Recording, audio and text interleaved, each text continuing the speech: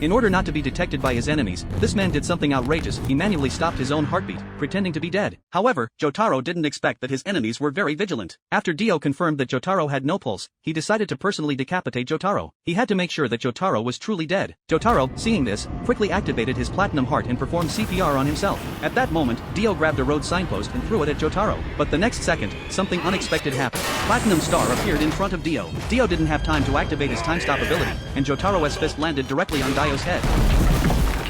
Dio was sent crashing to the ground, and the impact damaged his head, causing him to lose control of his body. His arms and legs were unresponsive, and even basic crawling was impossible. He felt intense pain in his head and a strong urge to vomit, leaving him feeling helpless. He kept vomiting uncontrollably. Jotaro poured gasoline on Dio's body, intending to burn him alive. But to Dio's surprise, he suddenly started laughing. It turned out that Dio had heard the sound of a car passing nearby. He had been waiting for the right moment. When a car drove by, Dio activated his time stop ability. During the 5 seconds of frozen time, he grabbed onto the car, and as soon as time resumed, he escaped with the vehicle. Now Jotaro remained calm. He pulled a knife from his own body and instructed Platinum Star to throw it. The knife hit Dio precisely, and Dio was knocked off the car. He had no choice but to find another escape route. Dio knew he had to flee because, in his current condition, he couldn't defeat Jotaro. However, when Dio opened the sewer cover, something shocking happened. Jotaro was already waiting for him below. With no way to escape, Dio tried to struggle, but Jotaro wasn't going to give him a chance to fight back. Jotaro summoned Platinum Star to attack Dio, sending him flying.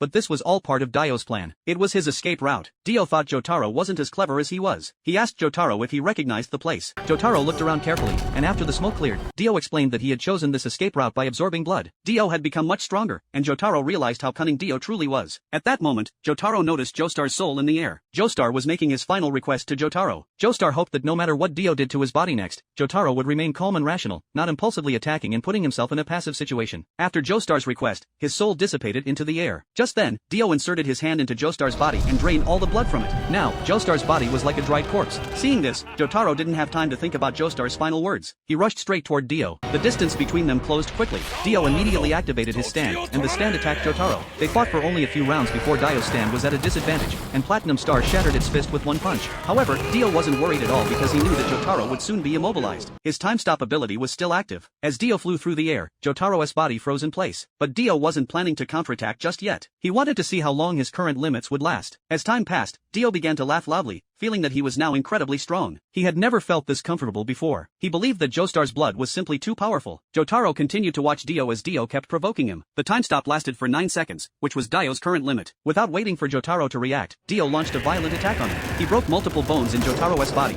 and